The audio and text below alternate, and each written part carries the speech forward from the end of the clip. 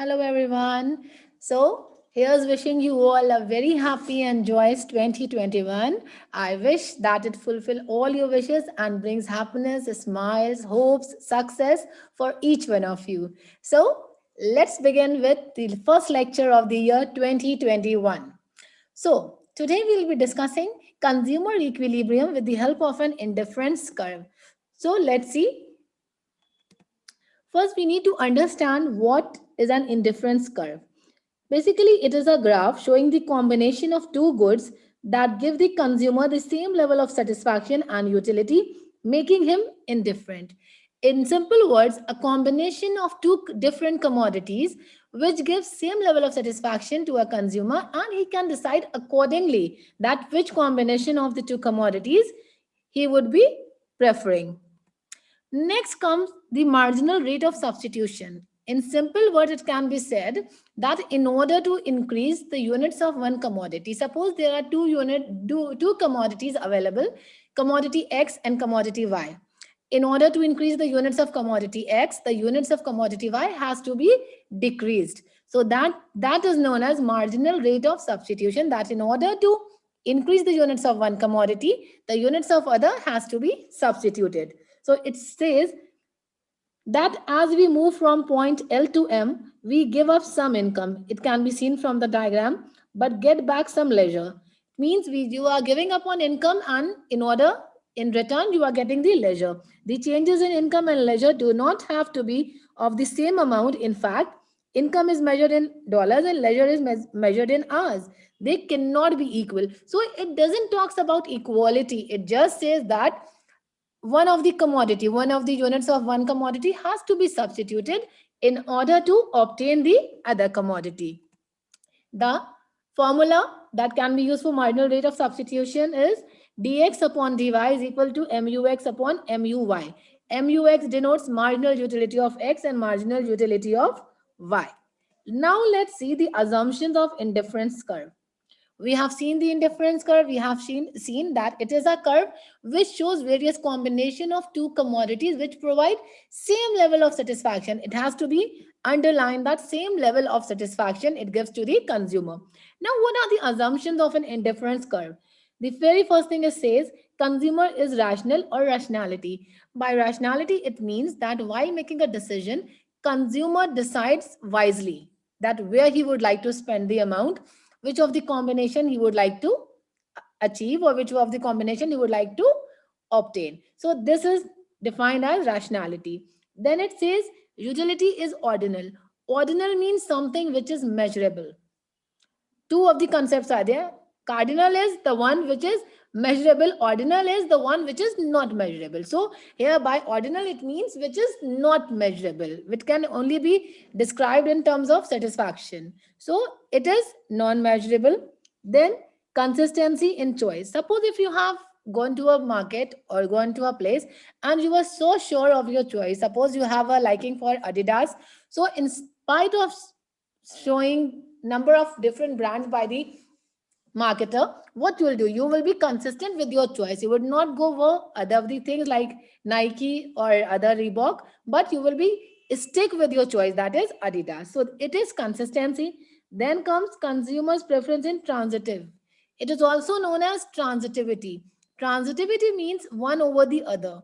Suppose you have a liking for Adidas and the shopkeeper have shown you Reebok. So you have liked Reebok more, maybe just because of the price or the design. Then all of a sudden, he showed you a different brand, Nike. Then now your mind shifted from Reebok to the Nike. So when the change in the taste takes place, it is known as transitivity or transitive.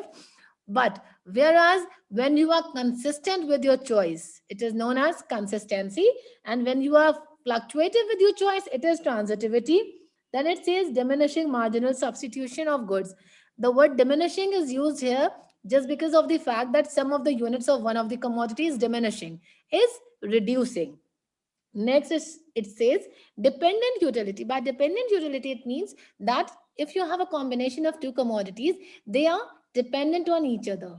They are related. So it defines dependent utility. And lastly, it says a large bundle of goods preferred to a small bundle.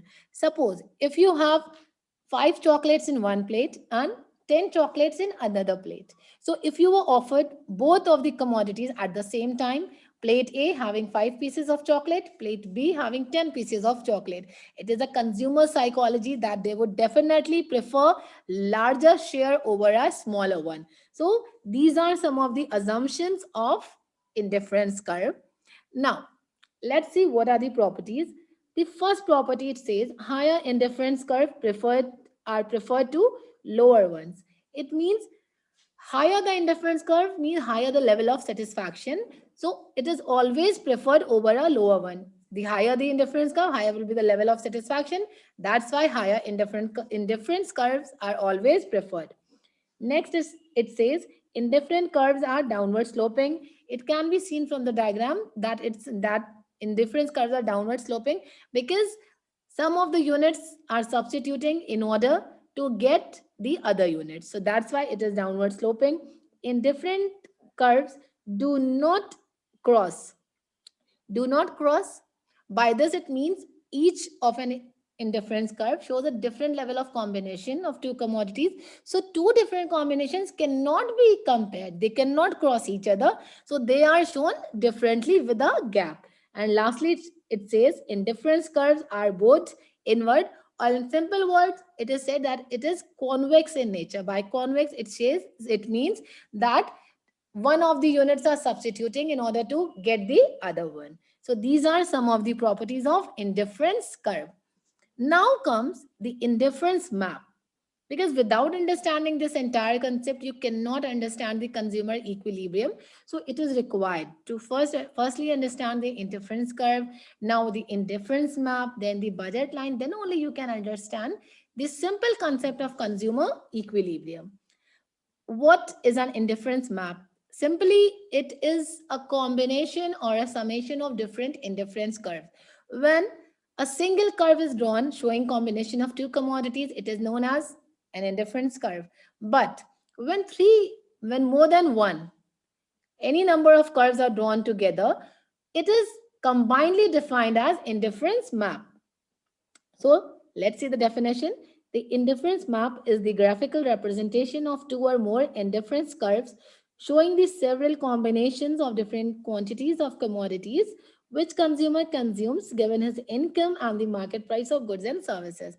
This is actually what is an indifference map. It is a combination, it is a graphical representation of indifference curves. So this is actually an indifference map in which you can see three indifference curve. IC1 indifference curve is denoted by IC. So IC1, IC2 and IC3.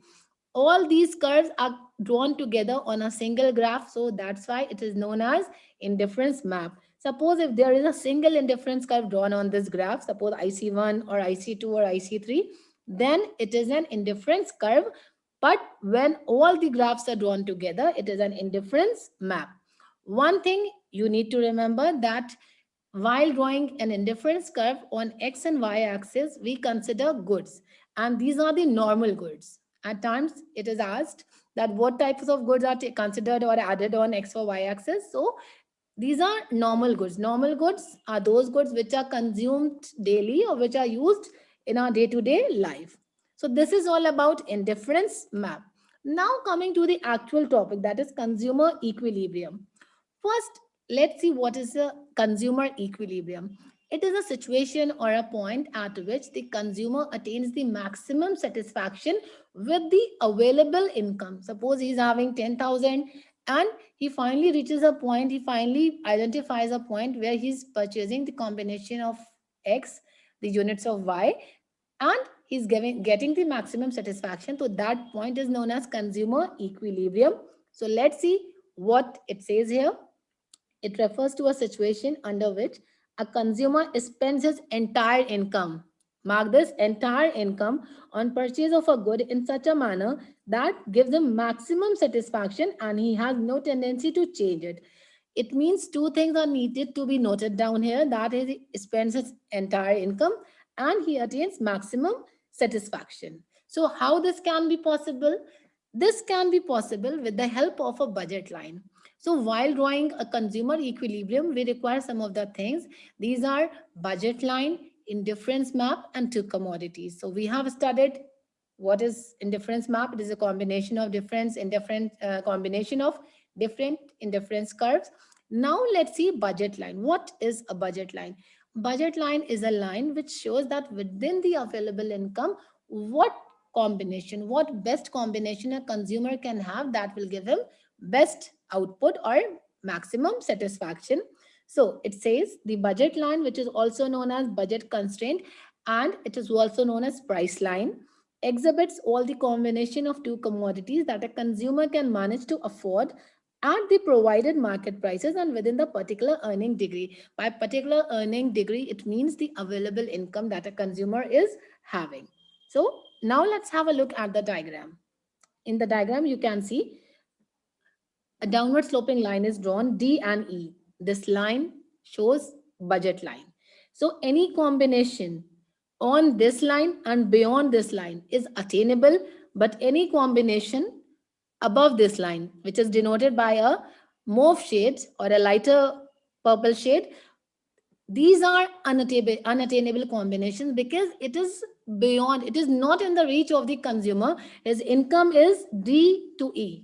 This is the line that denotes his total income. He can purchase on this line and beyond this line, but not over this line. So any point above this point is unattainable by the consumer. Now let's have a look at the consumer equilibrium. Here you can see two of the things. You can see firstly budget line, which is denoted by PL. You can see it in the diagram. The line PL denotes budget line. Budget line, a line showing the best combination that a consumer can get by utilizing his entire income. And then you can see indifference map. Indifference map, I'm considering it because it is showing four indifference curves: IC1, IC2, IC3, and IC4. So a consumer can purchase only the combinations which are falling beyond the budget line or which are falling on the budget line. So he can purchase the combination RSQTH because all these lie on budget line. And Q is the equilibrium point because this is the point at which budget line is tangent to IC curve. This is the point at which a consumer gets the maximum satisfaction. This is the point his entire income is spent and he has get the or attain the best combination of X and Y commodities. If there is any combination on IC4 that cannot be attained, that cannot be achieved by the consumer because this is above his income level. His income is PNL. PL line denotes his income, his budget. So any point falling beyond this line or on this line, budget line, the consumer can achieve or attain that point, but any point above the budget line cannot be attained by the consumer. And consumer equilibrium, in the diagram you can see at point Q. At point Q is the consumer equilibrium, and what it is showing? It is showing that the consumer has spent the entire income, or within his income he has got the best combination of X and Y commodity that is giving him maximum satisfaction. So that is what point Q is denoting. This is what consumer equilibrium is. We have taken the help of indifference map, and indifference map shows various combination that a consumer can get, and he can the best combination he receives within his budget line is the equilibrium. So point Q is the consumer equilibrium. This was all for the consumer equilibrium, and any point, as I already quoted, above the budget line cannot be attained by the consumer. So this was all from my side to make it clear, to make you understand the consumer equilibrium. I hope you must have understood the concept of consumer equilibrium. But before understanding the consumer equilibrium, you need to understand indifference curve, that it is a graph, it is a graphical representation of two commodities, combination of two commodities which give equal satisfaction or same satisfaction to the consumer. Then comes the indifference map. Indifference map is a combination of indifference curves. And then comes the budget line. Budget line is a line that shows the combination that a consumer can get within his available income, and at the point when budget line or IC curve is tangent to budget line is the equilibrium point, or in simple words, it is the point at which the consumer can have the best combination of X and Y within his available income, and that's why that point is known as consumer equilibrium. I hope this much is clear to you. If you have any doubt, any query, please do write into me. I'm here to help you out. So that's all for the day. I hope this topic must have cleared all your doubts. Very soon we'll be coming up with other topics, like this is the consumer equilibrium, and the other equilibrium that is very much related to this is producer equilibrium. So stay tuned for more updates and better lectures and complete course of your economics. That's all for the day. I wish you once again a very happy new year. Keep smiling, keep studying, keep growing, and keep going. Thank you so much.